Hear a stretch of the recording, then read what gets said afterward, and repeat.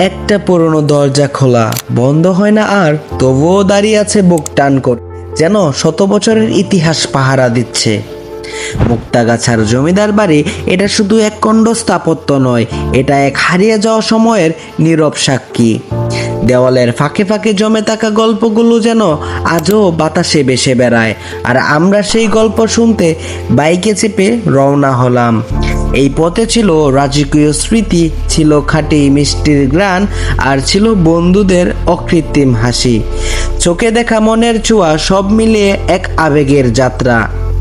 এটাই মুক্তাগাছার পথে বাইক ভ্রমণ, জমিদার বাড়ি, মন্ডা আর বন্ধুর গল্প। সো আর দেরি কিসের, চলুন শুরু করা যাক।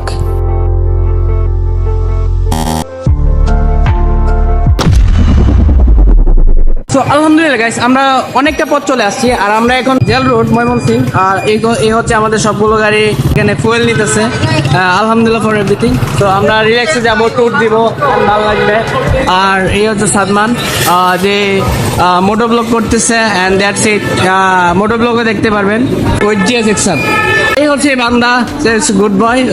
সে তার N160টা নিয়ে আসছে, যেটা লুকটা অনেকটা এরকম সেক্সি। ও আই ডোন্ট নো গাইস, আগে যাই মুক্তাগাছা জমিদার বাড়ি দেখাবো। এখানে ইতিহাসের কোনো শেষ নাই, অনেক ফান হবে, এনজয় হবে।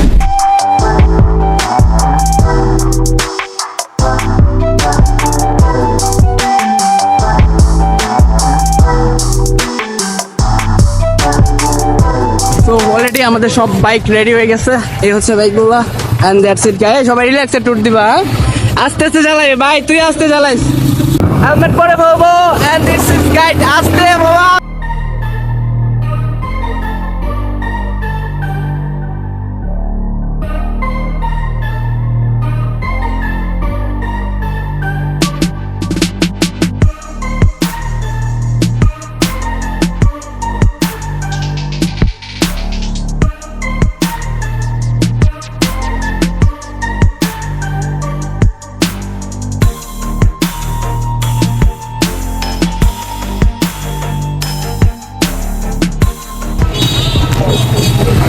আমরা এখন মুক্তাগাছা চলে আসছি, আর এখন আমরা একটা চায়ের ব্রেক নিতেছি।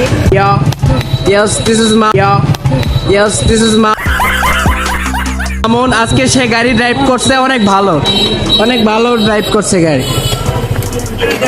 দরগা পারমুজ মুক্তাগাছা নোলাপ্লের দরগা। এটার নাম কি? দরগা পারমুজ। বড় বড় প্রাসাদ ছাড়া আরো অনেক পুরনো মন্দির আছে, আমেজিং। আর এখন চা খাবো আমরা, চাটা রিল্যাক্স করবো। দাম এই গাড়িটার অনেক দাম। এখানে আমার চেয়ে বড় ব্লগার কে নিয়ে আসছি, আমার নাচ নাই গাই। এখানে সব কথা বাইক পার্কিং করা হয়েছে, N160, RTR, জিএস এক্সার, আর ওইখানে এমপিটা রাখা হয়েছে। আমার বন্ধু এখানে সবাই চা খাওয়ার জন্য প্রিপারেশন নিতেছে। চা কে রেডি? মামা, it's nice to meet you. এস মামুন ভাই, ভালো আছেন ভাই?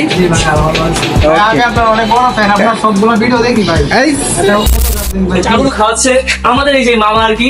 তো একটু মামার থেকে খুবই একটা ইন্টারেস্টিং ব্যাপার জানলাম আর কি। মুক্তাগাছার নামটা কিভাবে আসে মামা, আমার একটু বলে। ওটাই হচ্ছে মুক্তাগাছা, মেন মুক্তাগাছা। আর সারা মুক্তাগাছার মধ্যে মনে করেন যে গাছা ফিট করে দিত জমিদার আমলে, তখন তো কারেন্ট ছিল না, গাছা ফিট করে দিত। ওইখানে সন্ধ্যাবেলা কেরোসিন দিয়ে যাইতো, রাত্রে জ্বালাই দিয়ে যাইতো, সকাল পর্যন্ত শেষ হয়ে যাইতো। ওই গাছটা প্রত্যেকটা এলাকায় ছিল, মুড়ে মুড়ে।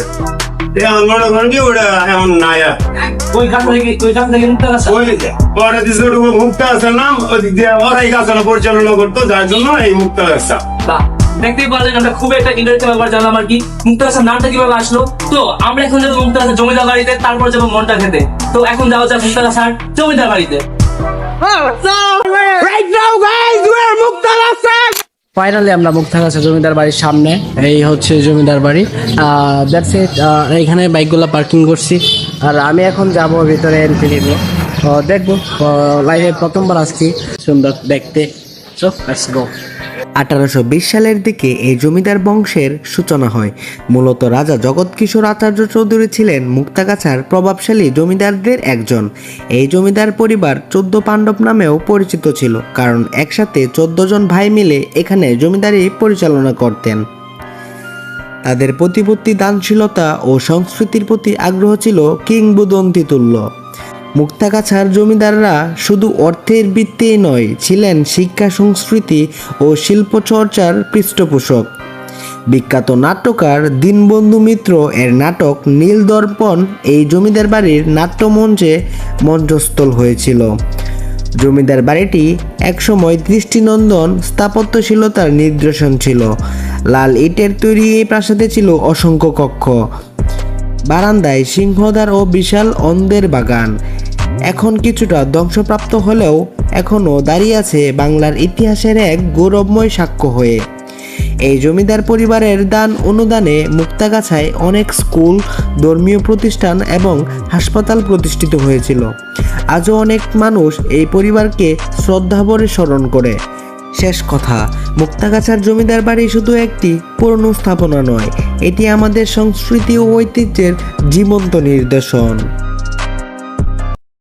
এখন আমি যেখানে এন্ট্রি নিতেছি, এখানে তারা হচ্ছে তাদের ধন সম্পদ যা ছিল সব, মানে গয়নাগাটি যা ছিল সব লক করে রাখতো, লকার। এই যে এইটা হচ্ছে একটা লকার, আর এইখানে লকারটা হচ্ছে ভেঙেছে। ও এই ভিতরে হচ্ছে লোহার শেপ দিয়া, লোহার মানে এই যে এরকম, বাপরে বাপ অনেক ওজন, সে ভালো। এটা হচ্ছে তাদের লকার ছিল। এখানে তারা তাদের স্বর্ণ গহনা ইত্যাদি বা জায়গা জমিনের যে ছিল, দলিল ছিল, ওই এগুলো রাখতো। তো ভিডিওর ফুটেজ নেওয়ার জন্য ভবনের উপরে উঠতে চাইছিলাম সিঁড়ি দিয়ে, বাট এখানে দেখতে পেলাম বড়ের কাঠা রেখে দিছে, যার বড়ের উপরে উঠতে পারি নাই, উপরে সিনেমেটিকটাও নিতে পারি নাই। এখানে ওই কাটাগুলো দেওয়ার কারণ হচ্ছে যে ভবনগুলো ভেঙে দোষে পড়ে যেতে পারে, ভেঙে পড়ে যেতে পারে, এটার জন্য হয়তো বা এই যে কাটা দিয়ে দিছে, উপরে যেতে পারি নাই। That's it guys. আর এখানে ভাই ব্রাদাররা তো সেই পরিমাণে চিল করতেছে, আর চিল আমার ভাই ব্রাদার। অনেকগুলো সিঁড়ি দেখার পর একটা সিঁড়ি পাইছি, যেটা দিয়ে এখন আমরা উপরে উঠতেছি। আর উপর থেকে ভিউটা অনেকটা এরকম, মাশাআল্লাহ, আলহামদুলিল্লাহ। এই যে এরকম, ওয়াও।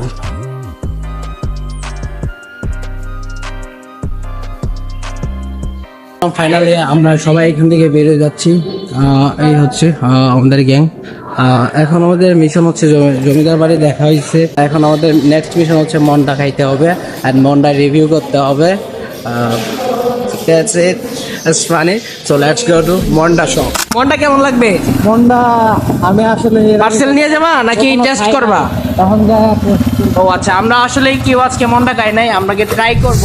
আমরা তো চলে আসছিলাম মন্ডা খাইতে, বাট এটা কি হলো, মন্ডার দোকানের সামনে এসে দেখি যে গোপাল পালের প্রসিদ্ধ মন্ডার দোকান বন্ধ, আর এদিকে ভাই ব্রাদাররা আছে, গাড়িগুলো এখানে পার্কিং। এক পুরা ব্যাড বাস খেয়ে গেছি, মন্ডার দোকান বন্ধ, ব্যাড লাক্স, মন্ডা খাইতে পারলাম না, ব্যাড লাক্স।